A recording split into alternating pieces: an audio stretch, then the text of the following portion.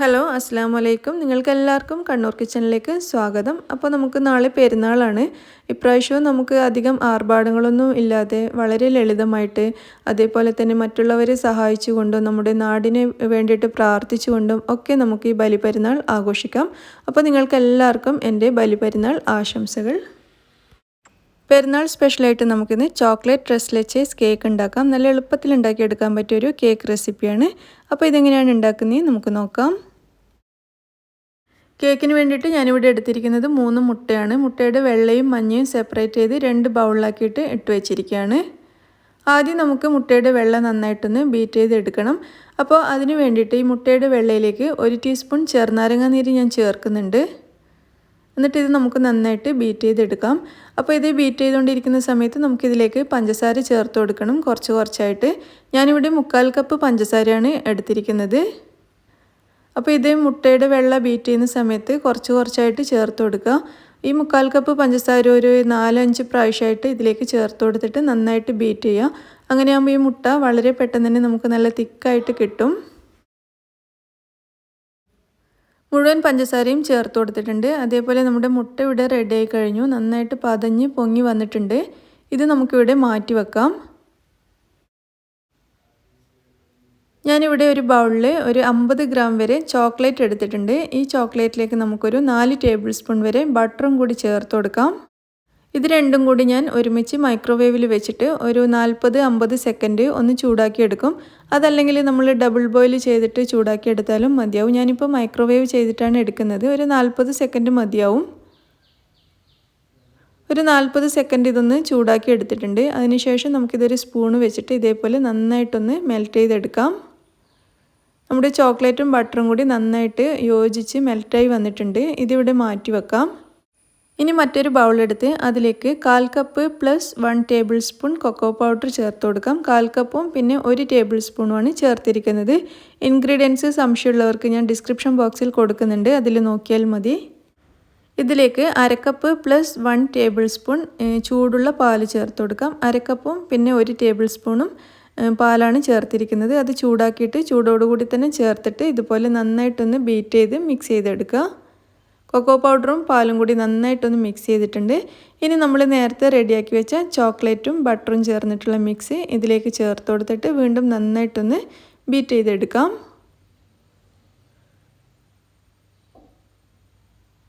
നന്നായിട്ടൊന്ന് മിക്സ് ചെയ്തതിന് ശേഷം നമ്മൾ നേരത്തെ എടുത്തു വെച്ച 3 മുട്ടയുടെ മഞ്ഞ ഇതിലേക്ക് ചേർത്ത് കൊടുക്കാം. എന്നിട്ട് വീണ്ടും നന്നായിട്ടൊന്ന് മിക്സ് ചെയ്യാം. മുട്ടയുടെ മഞ്ഞയും കൂടി ചേർത്ത് മിക്സ് ചെയ്തതിന് ശേഷം ഇത് നമുക്കിവിടെ മാറ്റി വെക്കാം. ഇനി നമുക്ക് വേണ്ടത് മൈദയാണ്. ഞാനിവിടെ 1/4 കപ്പ് മൈദയാണ് എടുത്തിരിക്കുന്നത്. ഇതിലേക്ക് 1 ടീസ്പൂൺ ബേക്കിംഗ് പൗഡറും ഒരു 1/4 ടീസ്പൂൺ വരെ ഉപ്പും കൂടി ചേർത്തിട്ട് നന്നായിട്ടൊന്ന് മിക്സ് ചെയ്തെടുക്കാം. ആദ്യം സ്പൂൺ വെച്ച് നന്നായിട്ടൊന്ന് മിക്സ് ചെയ്യാം. അതിനുശേഷം നമുക്കിതൊരു അരിപ്പയിലൂടെ നമ്മൾ നേരത്തെ റെഡിയാക്കിയ ചോക്ലേറ്റ് മിക്സിലേക്ക് അരിച്ചെടുക്കാം.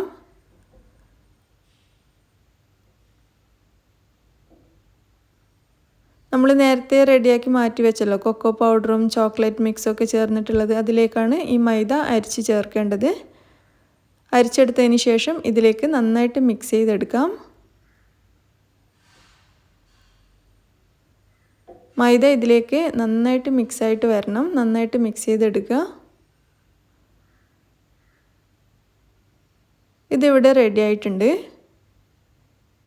ഇനി നമ്മൾ അടിച്ചു വെച്ച മുട്ടയുടെ വെള്ളയിൽ നിന്നും ഒരു 1/4 ഭാഗം ആദ്യം ഇതിലേക്ക് ചേർത്തിട്ട് ഒന്ന് മിക്സ് ചെയ്തെടുക്കാം. പതുക്കെ മിക്സ് ചെയ്യണം കേട്ടോ, ഒരുപാട് ബലം കൊടുത്തിട്ട് മുട്ടയുടെ വെള്ളം മിക്സ് ചെയ്യരുത്. ഒരു 1/4 ഭാഗം ചേർത്തിട്ട് മിക്സ് ചെയ്തതിന് ശേഷം ബാക്കി മുഴുവനും നമുക്ക് ഒരുമിച്ച് ചേർത്തിട്ട് വീണ്ടും നന്നായിട്ട് മിക്സ് ചെയ്തെടുക്കാം. ഇതുപോലെ ഫോൾഡ് ചെയ്ത് പതുക്കെ മിക്സ് ചെയ്തെടുക്കുക. അപ്പോൾ നമ്മുടെ കേക്കിൻ്റെ ബാറ്റർ ഇവിടെ റെഡി ആയിട്ടുണ്ട്. നന്നായിട്ട് മിക്സ് ചെയ്തിട്ടുണ്ട്. ഇനി നമുക്കിതൊരു കേക്ക് ടിന്നിലേക്ക് മാറ്റാം. ഞാനിവിടെ കേക്ക് ടിന്നിൽ ബേക്കിംഗ് പേപ്പറൊക്കെ വിരിച്ച് റെഡിയാക്കി വെച്ചിട്ടുണ്ടായിരുന്നു. ഈ ടിന്നിലേക്ക് നമുക്ക് ഈ ചോക്ലേറ്റ് മിക്സ് ചേർത്ത് കൊടുക്കാം. എന്നിട്ടൊരു 3-4 പ്രാവശ്യം ഒന്ന് ടാപ്പ് ചെയ്ത് കൊടുക്കാം. എന്നിട്ട് നമുക്കിത് ഓവനിൽ വെച്ചിട്ട് ബേക്ക് ചെയ്തെടുക്കാം. അപ്പോൾ ഞാനിന്ന് ഓവനിലാണ് കേക്ക് ബേക്ക് ചെയ്യുന്നത്. 10 മിനിറ്റ് ഞാൻ ഇവിടെ ഓവൻ പ്രീ ഹീറ്റ് ചെയ്യാൻ വേണ്ടി വെച്ചിട്ടുണ്ടായിരുന്നു. 160 ഡിഗ്രി സെൽഷ്യസിലാണ് വെച്ചിരിക്കുന്നത്. 160 ഡിഗ്രിയിൽ 10 മിനിറ്റാണ് ഓവൻ പ്രീ ഹീറ്റ് ചെയ്യാൻ വേണ്ടി വെച്ചിരുന്നത്. അപ്പോൾ ഇത് പ്രീ ഹീറ്റ് ആയിട്ടുണ്ട്. ഇനിയിപ്പോൾ കേക്ക് ബേക്ക് ചെയ്യാൻ വേണ്ടിയിട്ടുള്ള ടൈം സെറ്റ് ചെയ്യാണ്. 35 മിനിറ്റാണ് ഞാനിവിടെ ടൈം സെറ്റ് ചെയ്തിരിക്കുന്നത്. 35 മിനിറ്റ് കൊണ്ട് തന്നെ കേക്ക് നന്നായിട്ട് വെന്ത് കിട്ടും. അപ്പോൾ ടൈം സെറ്റ് ചെയ്തതിന് ശേഷം ഞാൻ ഈ കേക്ക് ബാറ്റർ ഇതിൻ്റെ ഉള്ളിലേക്ക് വെച്ച് കൊടുക്കുകയാണ്. ഇനി നമുക്കിത് അടച്ച് വെച്ചിട്ട് ഒരു 35 മിനിറ്റ് ഇത് ബേക്ക് ചെയ്തെടുക്കാം. അതായത് 160 ഡിഗ്രിയിൽ 10 മിനിറ്റ് ഓവൻ പ്രീ ഹീറ്റ് ചെയ്യാം. പ്രീ ഹീറ്റ് ചെയ്തതിന് ശേഷം 160 ഡിഗ്രിയിൽ തന്നെ 35 മിനിറ്റ് നമുക്ക് ഈ കേക്ക് ബേക്ക് ചെയ്തെടുക്കാം. നമ്മുടെ കേക്ക് ഇവിടെ നന്നായിട്ട് പൊങ്ങി വരാൻ തുടങ്ങുന്നുണ്ട്. നിങ്ങൾക്ക് കാണാൻ പറ്റുന്നുണ്ടാവും.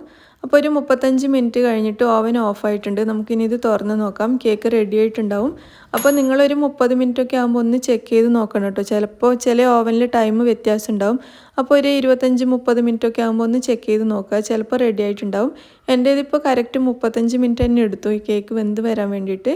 അപ്പോൾ നമ്മുടെ കേക്ക് ഇവിടെ റെഡി ആയിട്ടുണ്ട്. ഇനി ഇത് നമുക്ക് തണുക്കാൻ വേണ്ടിയിട്ട് മാറ്റി വെക്കാം. കേക്ക് നന്നായിട്ട് തണുത്തിട്ടുണ്ട്. ഇത് നമുക്ക് ഈ പാനിൽ നിന്നും മാറ്റാം. ഇതിൻ്റെ താഴെയും സൈഡിലും ഒക്കെയുള്ള ബട്ടർ പേപ്പർ അങ്ങ് മാറ്റി കൊടുക്കാം. അതിനുശേഷം ഈ കേക്ക് നമുക്ക് രണ്ടായിട്ട് കട്ട് ചെയ്തെടുക്കാം. കട്ട് ചെയ്ത കേക്കിൽ നിന്ന് നമുക്ക് ഒരെണ്ണം എടുത്തിട്ട് മറ്റൊരു പ്ലേറ്റിലേക്ക് മാറ്റി വെക്കാം.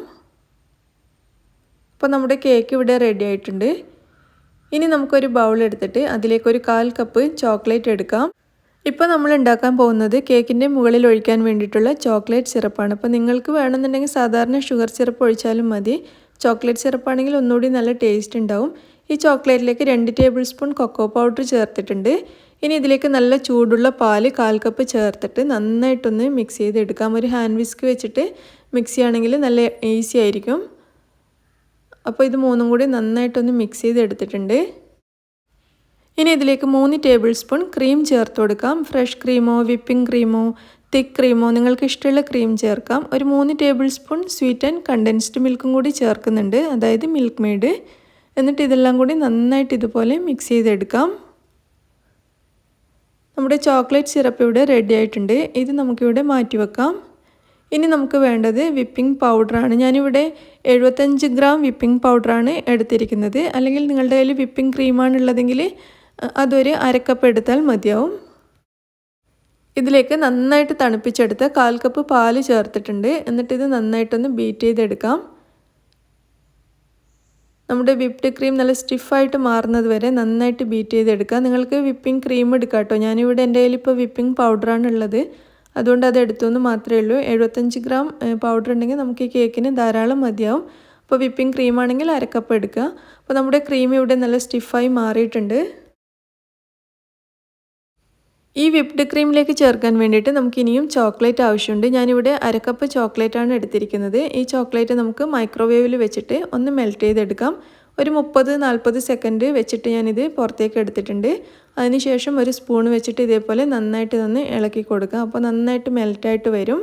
അപ്പോൾ നമ്മുടെ ചോക്ലേറ്റ് ഇവിടെ റെഡി ആയിട്ടുണ്ട്. ഇത് നമുക്ക് നമ്മൾ നേരത്തെ വിപ്പ് ചെയ്ത് വെച്ച ക്രീമിലേക്ക് ചേർത്ത് കൊടുക്കാം. ചൂടുണ്ടാവാൻ പാടില്ല കേട്ടോ. നമ്മൾ മൈക്രോവേവിൽ 30 സെക്കൻഡ് ഒന്ന് വെക്കുന്ന സമയത്ത് ചൂടാവൊന്നുമില്ല, ഒന്ന് മെൽറ്റായിട്ട് വരികയുള്ളൂ. നല്ല ചൂടായിട്ടുള്ള ചോക്ലേറ്റ് ആണെങ്കിൽ ഈ വിപ്ഡ് ക്രീമിലേക്ക് ചേർക്കരുത്. അപ്പോൾ ചോക്ലേറ്റ് ചേർത്തിട്ട് നന്നായിട്ട് മിക്സ് ചെയ്തിട്ടുണ്ട്. നമ്മുടെ ചോക്ലേറ്റ് ക്രീം ഇവിടെ റെഡി ആയിട്ടുണ്ട്. അപ്പോൾ നമ്മൾ നേരത്തെ കട്ട് ചെയ്ത് വെച്ച കേക്കിൻ്റെ മുകളിലേക്ക് നമ്മൾ റെഡിയാക്കിയ ചോക്ലേറ്റ് സിറപ്പ് ഒഴിച്ചു കൊടുക്കാം. അപ്പോൾ ഇത് ഒഴിക്കുന്നതിന് മുന്നേ ഒരു ടൂത്ത് പിക്കോ അല്ലെങ്കിൽ ഒരു വുഡൻ സ്ക്യൂറോ വെച്ചിട്ട് ഇതേപോലെ ഹോൾ ഉണ്ടാക്കി കൊടുക്കുന്നത് നല്ലതാണ്. ഈ സോസ് കേക്കിൻ്റെ ഉള്ളിലേക്കൊക്കെ പോയിക്കോളും. അപ്പോൾ ഇതേപോലെ നിറയെ ഹോൾ ഉണ്ടാക്കി കൊടുക്കാം. അതിനുശേഷം നമ്മൾ ഉണ്ടാക്കിയ ചോക്ലേറ്റ് സിറപ്പിൽ നിന്നും പകുതി ആദ്യം ഈ ഒരു പീസിൻ്റെ മുകളിലേക്ക് ഒഴിച്ചു കൊടുത്തിട്ട് എല്ലാ ഭാഗത്തും ഒരേപോലെ ഒന്ന് സ്പ്രെഡ് ചെയ്ത് കൊടുക്കാം.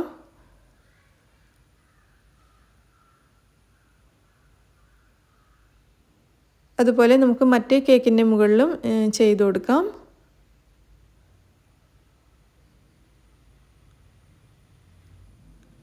ചോക്ലേറ്റ് സിറപ്പ് എല്ലാ ഭാഗത്തും നന്നായിട്ട് ഒഴിച്ചു കൊടുത്തിട്ടുണ്ട്.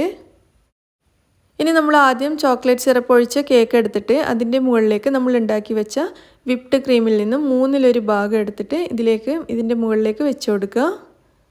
എന്നിട്ട് ഈ കേക്കിൻ്റെ മുകളിലേക്ക് നമുക്ക് ഒരേപോലെ ഒന്ന് നിരത്തി കൊടുക്കാം.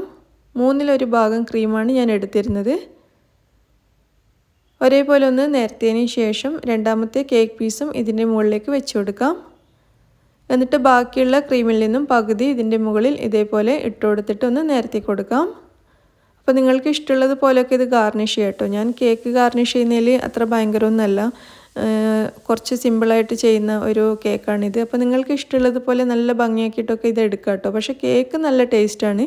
കേക്കും കേക്കിൻ്റെ മുകളിൽ ചെയ്യുന്ന ക്രീമും ഒക്കെ നല്ല പെർഫെക്റ്റ് ആണ് കേട്ടോ. അപ്പോൾ ഈ കേക്ക് ഞാനൊന്ന് കട്ട് ചെയ്ത് എടുത്തിട്ടുണ്ട്. ഇതിൻ്റെ 4 സൈഡിൽ നിന്നും കട്ട് ചെയ്തിട്ട് കുറച്ചൊന്ന് ഭംഗിയാക്കി എടുത്തിട്ടുണ്ട്. ബാക്കിയുള്ള ക്രീം മുഴുവനും ഞാനൊരു കേക്ക് സിറിഞ്ചിലാക്കിയിട്ടുണ്ടായിരുന്നു. എന്നിട്ട് ഞാൻ ഇതേപോലുള്ളൊരു ഡിസൈനാണ് കൊടുക്കുന്നത്. നിങ്ങൾക്ക് ഇഷ്ടമുള്ളതുപോലെ ഇതിനെ ഡിസൈൻ ചെയ്യാം. പൈപ്പിംഗ് ബാഗ് ആണെങ്കിൽ നമുക്ക് ഒന്നുകൂടി എളുപ്പമാണ്. അപ്പോൾ എൻ്റെ കയ്യിലിപ്പോൾ പൈപ്പിംഗ് ബാഗ് തീർന്നതുകൊണ്ടാണ് ഞാൻ ഈ കേക്ക് സിറിഞ്ച് ഉപയോഗിച്ചിരിക്കുന്നത്. അപ്പോൾ ഈ ഒരു രീതിയിലാണ് ഞാനിത് ഉണ്ടാക്കിയിരിക്കുന്നത്. നമ്മുടെ ചോക്ലേറ്റ് ട്രസ്ലെച്ച് ഇവിടെ റെഡി ആയിട്ടുണ്ട്. നമുക്കിതൊന്ന് കട്ട് ചെയ്യാം. ഇതിപ്പോൾ ഫ്രിഡ്ജിൽ വെച്ചിട്ട് കട്ട് ചെയ്യുകയാണെങ്കിൽ ഒന്നുകൂടി നല്ലതാണ്. പക്ഷേ ഞാൻ ഇത് ഉണ്ടാക്കിയ ഉടനെ തന്നെ കട്ട് ചെയ്യാണ്. ഫ്രിഡ്ജിൽ വെക്കുകയാണെങ്കിൽ നമ്മുടെ ക്രീമൊക്കെ ഒന്നുകൂടി നല്ല സെറ്റായിട്ട് വരും. അപ്പോൾ ഒരു 2-3 മണിക്കൂർ ഫ്രിഡ്ജിൽ വെച്ചിട്ട് കട്ട് ചെയ്യുകയാണെങ്കിൽ ഒന്നുകൂടി നല്ലതാണ്. അപ്പോൾ ഞാനിത് ഉണ്ടാക്കിയ ഉടനെ തന്നെ കട്ട് ചെയ്തു. അപ്പോൾ നിങ്ങൾക്കെല്ലാവർക്കും ഈ റെസിപ്പി ഇഷ്ടമായി എന്ന് വിചാരിക്കുന്നു. നല്ല ടേസ്റ്റി ആയിട്ടുള്ള ഒരു കേക്കാണ്. ട്രസ്ലെച്ച് കേക്ക് എന്ന് പറയുമ്പോൾ നിങ്ങൾക്കറിയാമല്ലോ, 3 തരം പാല് ഉപയോഗിച്ചിട്ട് ഉണ്ടാക്കുന്ന കേക്കിനാണ് അങ്ങനെ പറയുന്നത്. അപ്പോൾ നമ്മളിതിലിപ്പോൾ 3 തരം ഉപയോഗിച്ചിരിക്കുന്നത് മിൽക്ക് മെയ്ഡ് 1, പിന്നെ ഫ്രഷ് ക്രീം, വിപ്പിംഗ് ക്രീം. ഇതുപോലെ 3 ക്രീം അല്ലെങ്കിൽ 3 തരം പാലുൽപ്പന്നങ്ങൾ ചേർത്തിട്ട് ഉണ്ടാക്കുന്നതുകൊണ്ടാണ് ഇതിനെ ട്രസ്ലെച്ച് കേക്ക് എന്ന് പറയുന്നത് എന്നാണ് ഞാൻ കേട്ടിട്ടുള്ളത്. അപ്പോൾ നിങ്ങൾക്കെല്ലാവർക്കും ഈ റെസിപ്പി ഇഷ്ടമായെന്ന് വിചാരിക്കുന്നു. നിങ്ങൾ ഈ പെരുന്നാളിന് ഇന്നിപ്പോൾ ലേറ്റായി, ഞാൻ രാവിലെ ഇടണമെന്ന് വിചാരിച്ചതാണ്, പക്ഷേ ലേറ്റായിപ്പോയി. അപ്പോൾ നിങ്ങൾ സമയം കിട്ടുവാണെങ്കിൽ ഒന്ന് ട്രൈ ചെയ്ത് നോക്കൂ. അപ്പോൾ നിങ്ങൾക്കെല്ലാവർക്കും ബലിപെരുന്നാൾ ആശംസകൾ. Thank you.